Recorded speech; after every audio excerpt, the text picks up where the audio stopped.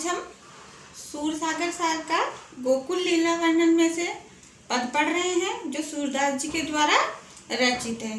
तो सूरदास जी के इस पद में क्या है, गोपियाँ श्री कृष्ण की शिकायत कर रही हो माता यशोदा से, जो बचपन में श्री कृष्ण भगवान बहुत नटखट थे, चंचल थे और जो भी जितने भी शैतानियाँ करते थे तो उनकी शिकायतें क्या करती थी, गोपियाँ करने आती थी यशोदा माता से, ये सब जानते ही हैं। तो उसी का एक प्रसंग यहाँ पर सूरदास जी ने लिखा है।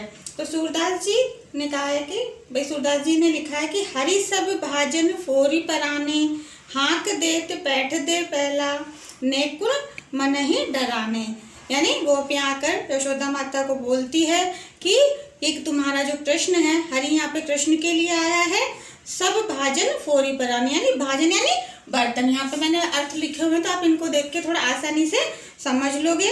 तो गोपियाँ कह रही है कि ये कृष्ण है ना जो सबके बर्तन फोड़ रहा है। यानी कृष्ण भगवान बचपन में जो बर्तन फोड़ते थे, गोपियों की मटकियाँ फोड़ते थे, तो उनकी वो शिकायत करती थी कि सबके बर्तन फोड़ देते हैं। हाँक देत बैठ दे पहला, नेकुन मन ही डराने। यानी हाँक देते यानी आवाज देते पहले तो बच्चों को, और फिर उनको बुला लेते हैं, और जब वो आवाज देते हैं और बच्चों को शैतानियां करने के लिए बुलाते हैं तो नेकुन यानी जरा सा भी मन में उनको डर नहीं लगता है और ये सब शैतानी वो करते रहते हैं। फिर सीके छोरी मारी लड़कन को, सीके मतलब सीके होती है ना, जैसे डंडियां होती है या फिर कंकर मारते हैं ना बच्चे, तो वो होता है यहाँ पे कि सीके छोरी मारी लड़कन को, यानी सीकों से लड़कों को, लड़कन यानी लड़कों को मारते हैं। और माखन दधी सब खाई, और हमारा जो मक्खन और दही है सब कुछ ये खा जाते हैं। फिर भवन मचो दधी कांदो, लड़कनी रोवत पाए जाई। भवन यानी घर में या मकान में, मचो दधी कांदो, दही की होली खेलते हैं, घर में घुस जाते हैं सबके में और क्या करते हैं कि घरों में दही की होली खेलते हैं और लड़कों को रुलाते रहते हैं। जब लड़के मना करते हैं उनके साथ कभी कोई शैतानी करने से तो उनको रुलाते हैं, छेड़ते हैं, परेशान करते हैं। सुनाऊं सुनाऊं सब हनके लड़का, 1300 कहूँ नाही। गोपियाँ कहती है कि हे यशोदा माता, सुनो सुनो, सभी के लड़के हैं, सभी के बच्चे, अपन कह देते ना बच्चे तो सभी के हैं, पर तुम्हारे जैसा लड़का तो हमने कहीं नहीं देखा है। तो उसकी शिकायत कर रही है इस रूप में कि तुम्हारे जैसा लड़का हमने कहीं नहीं देखा है। हाटनी बाटनी गलीनी कहूँ को, चलत नहीं डर पई। हाट में हाट हो जाए, हाट बाजार जो होता है, हाट में बाट देखते रहते हैं, मतलब हाट में जो इंतजार करते रहते, बाजार में इंतजार करते रहते हैं और फिर बच्चों को परेशान करते हैं। गलीनी कहूँ को चलत नहीं डर पई, और गलियों में लोगों का, बच्चों का रास्ता रोकते हुए वो बिल्कुल भी नहीं डरते हैं। ऋतु आए को खेल कन्हैया, सब दिन खेलत फाग। यानी जब ऋतु आती है, मौसम आता है किसका, फाग यानी होली का। भाई होली का मौसम आता है तब तो सभी होली खेलते, लेकिन ये कन्हैया जी तो हर वक्त ही होली खेलते हैं, दही की होली खेलते रहते हैं। किसी के भी घर में जाके दही फैलाते हैं, बच्चों से शैतानी करते हैं, तो ये तो हर दिन ही दही की होली खेलते रहते हैं। ऐसा नहीं कि ऋतु आने पर ही होली खेले या मौसम आने पर या त्योहार आने पर होली नहीं खेलते, हर दिन ही होली खेलते रहते हैं। रोकी रहत गही गली सांकरी, टेढ़ी बांधत पाग। और हम लोग जब जाते हैं तो क्या करते हैं, सकरी गलियों में हमारा रास्ता रोक लेते हैं और हमारे बच्चों का रास्ता रोक लेते हैं, तो इस तरह से परेशान करते हैं और टेढ़ी पगड़ी बांध के खड़े हो जाते हैं। कृष्ण जी करते थे ना कि रास्ते में गोपियों का रास्ता रोक लेते थे, उनकी मटकियाँ फोड़ देते थे, उनको छेड़ते थे, उनके बच्चों को छेड़ते थे। तो उसके बारे में यहाँ पर गोपियाँ शिकायत कर रही है। बारे ते सुतिए ढंग लाए, मन ही सिहात। भाई तेरे इस लड़के के ये जो ढंग है ना वो हमें तो अच्छे नहीं लगते हैं। तो ये कहते कहते मन में गोपियाँ प्रसन्न हो रही है, क्योंकि पता है गोपियों के बारे में सबको पता है कि गोपियाँ श्री कृष्ण की नटखटपन से, चंचलता से खुश भी होती थी। उनकी जो नटखटपन को देख के मन में खुश भी होती थी, लेकिन परेशान होकर शिकायत करने जाती थी, जिससे कि उनको कृष्ण को देखने का मौका फिर से मिल जाता था। सुने सूर ग्वालिन की बातें, सकुची महरी पछताती।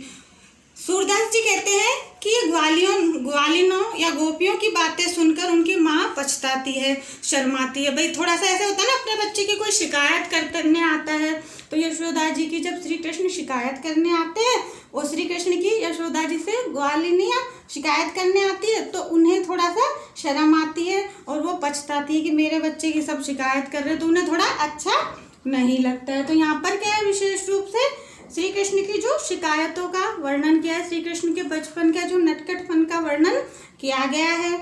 इसमें है जो इसके जो पद है वो बहुत गेय है, सूरदास जी द्वारा जो रचित पद है वो गेय है। इसमें श्री कृष्ण की जो वर्णन है उसकी चित्रात्मकता बड़े अच्छे से की गई है कि भाई बचपन का जो पूरा चित्र खींचा गया है, उनका जो भी वो शैतानियाँ करते थे, नटखटपन करते थे उसका। और इसमें विशेष रूप से अलंकार हैं वो अनुप्रास, आक्षेप और काव्यलिंग अलंकारों का बहुत सुंदर इन्होंने सूरदास जी ने प्रयोग किया है।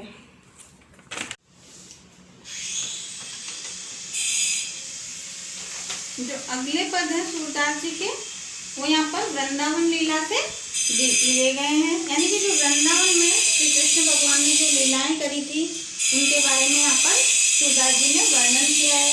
जैसे कि आप सब जानते हैं कि भगवान का जन्म तो पहले मथुरा में हुआ था, फिर वो कहाँ चले गए थे, गोकुल में चले गए थे और फिर वो वृंदावन में लीलाएं करने लग गए थे। क्योंकि वृंदावन में जो राधा रानी रहती थी तो वहाँ पर भी वो लीलाएं करते थे। तो इसमें सूरदास जी ने कहा है कि सूरदास जी ने विनय की है, मतलब भगवान से हमारा उद्धार करने के लिए विनय की है, भक्तों का उद्धार करने के लिए यहाँ पर वृंदावन में जो लीला कर रहे थे भगवान, तो उसके बारे में भगवान से प्रार्थना कर रहे थे कि जो भगवान हमारी रक्षा करो, हमें बचाओ। इस तरह की जो लीला का वर्णन था उसमें भगवान से विनय कर रहे हैं सूरदास जी। तो वो कह रहे हैं सूरदास जी, अब के राखी लेहूँ गोपाल कि हे गोपाल, हे कृष्ण भगवान, अब की बार हमें हमारी रक्षा कर लो। दसों दिशा दुसह दावाग्नि उपजी है यही काल। दसों दिशाओं में दुसह यानी जो सहन नहीं हो रही, ऐसी दावाग्नि यानी जंगल में आग लगी हुई है इस समय में। उपजी ही काल यानी इस समय में दसों दिशाओं में एक दुसह दावाग्नि लगी हुई है। यहाँ पर अगर इसका एक दूसरा अर्थ निकाला जाए तो यहाँ पर जो मनुष्य के अंदर विषय वासना की अग्नि है उसकी भी बात की गई है कि मनुष्य जो विषय वासनाओं में डूबा हुआ है तो उससे कौन उद्धार करेगा, श्री कृष्ण भगवान ही उद्धार कर सकते हैं। ऐसा सूरदास जी श्री कृष्ण भगवान से प्रार्थना कर रहे हैं। तो इसमें इसी को इंगित करते हुए जो स्वाभाविक रूप से एक दावाग्नि की बात करिए जो कृष्ण जी ने वहाँ पर वृंदावन में लीला करी थी, आग लग गई थी और उसको बचने के लिए वृंदावन वासी वहाँ पर भगवान से प्रार्थना कर रहे थे कि भगवान हमें बचा लो। तो यहाँ पे लिखा है, पटकत बांस कांस कुछ चटकत लटकत ताल तमाल। तो इस आग से क्या हो रहा है, बांस के जो वृक्ष है वो गिर रहे हैं, पटकल पड़ रहे हैं या गिर रहे हैं। कांस कुश चटकत, जो कांस और कुश के वृक्ष है वो क्या हो रहे हैं, कुश जो होती है, कुश की जो कुशा होती है ना, जो मतलब एक दोब होती है जिसको हम कई बार पूजा में काम लेते हैं, तो वो जब जलती है तो क्या करती है, चटकती है, चटक चटक ऐसे आवाज आती है जब वो जलती है। तो वो क्या हो रही है, कांस और कुश चटक रही है।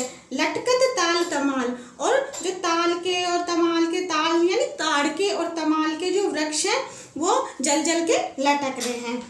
उछटत अति अंगार, और जो अंगार है वो उछट रहे हैं। फूटत पर झटपट झपटत लपट कराल, और जिससे क्या होता है कि जो कराल यानी बहुत विशाल जो झपट मारती है ना, आग जो झपटती है, मतलब ऐसे चारों तरफ फैल रही है। झपटत लपट कराल यानी कि विशाल रूप से वो आग फैल रही है। फिर धूम धुंधी बाड़ी घर अंबर चमकत बिच बिच ज्वाल, और जो धुआं है, जो धुआं उड़ रही है, तो जो धुआं से मतलब चारों तरफ धुंध फैल रही है, तो उससे क्या हो रहा है कि घर में और आकाश की तरफ धुआं ही धुआं फैल रहा है, जिससे के बीच बीच में से क्या हो रहा है, ज्वाला निकल रही है या आग निकल रही है।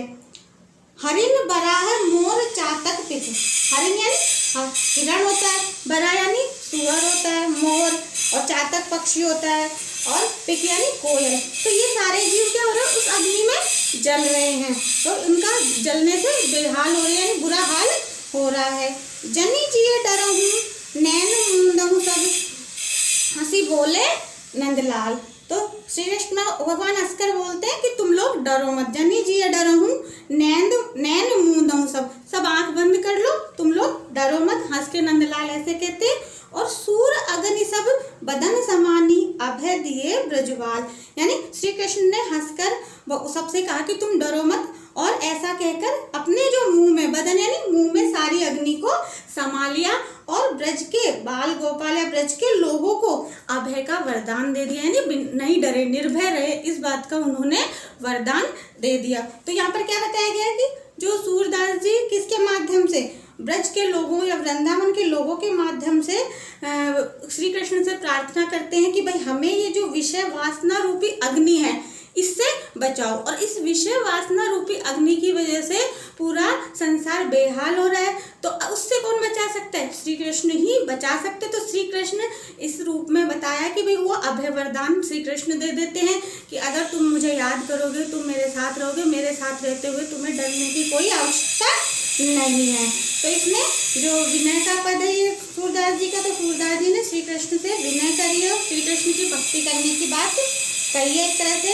और यहाँ पर है जो अनुप्रास, यमक और स्वभावोक्ति और काव्यलिंग अलंकारों का प्रयोग किया गया है, और ये भी पद में गेयता है। अब दूसरा पद पढ़ लेते हैं वृंदावन लीला का। एक जसुमती टेरसी कुंवर कन्हैया, आगे देखी कहत बलराम ही, कहाँ रहो तो भैया। तो ये इसमें किस बात का वर्णन किया गया? दूसरे पद में जो श्री कृष्ण अपने भाई बलराम के साथ खेलने चल जाते हैं और फिर आते नहीं है, तो माता चिंतित हो जाती है, और चिंतित होकर अपने भाई बलराम से पूछती है, उनके श्री कृष्ण के भाई से, कि तुम्हारा भाई क्यों नहीं आया है। जसुमती टेरती कुंवर कन्हैया, आगे देखी कहत बलराम ही, कहाँ रहो तू भैया। जसुमती क्या थी? टेरती यानी देख रही थी, इंतजार कर रही थी, कन्हैया जी का इंतजार कर रही थी कि वो खेल के आ जाए।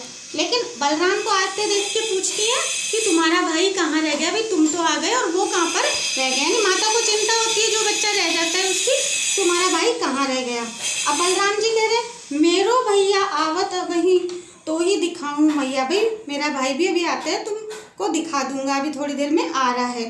धीरज करहूँ नेक तुम देखूँ, यानी तुम धैर्य रखो और थोड़ा सा इंतजार करो, यह सुनी लेत बलैया। तो ये सुनकर जैसे उसको धैर्य देते ना श्री कृष्ण, बलराम जी श्री कृष्ण के लिए माता जी को धैर्य देते हुए तुम चिंता मत करो, अभी वो आ रहा है। तो ऐसी बात सुन के बलराम जी की यशोदा जी बलैया लेती है, यानी उनको ऐसे बलैया लेते ना भाई, उसके लिए खुश होते हैं, तो वो लेती है। और पुनी यह कहती मोही पर मोहधत धरनी गिरे मुरझैया, यानी ये कहती है कि भाई तुम मुझे, वो सच में आ रहा है, तुम झूठ माटी मुझे समझा रहे हो कि आ रहा है, ऐसा कहते हुए वो यशोदा माता धरनी यानी पृथ्वी पर गिर जाती है, मूर्छित होकर, मुरझैया यानी मूर्छित होकर गिर जाती है। यानी उनको जो चिंता रहती है कि बलराम तो आ गए और श्री कृष्ण तो उल्टे छोटे, पता नहीं कहाँ रह गए, इस चिंता में वो मूर्छित हो जाती है। सूर बिना सुत भई अति व्याकुल, मेरो बाल कन्हैया। सूरदास जी कहते हैं कि बिना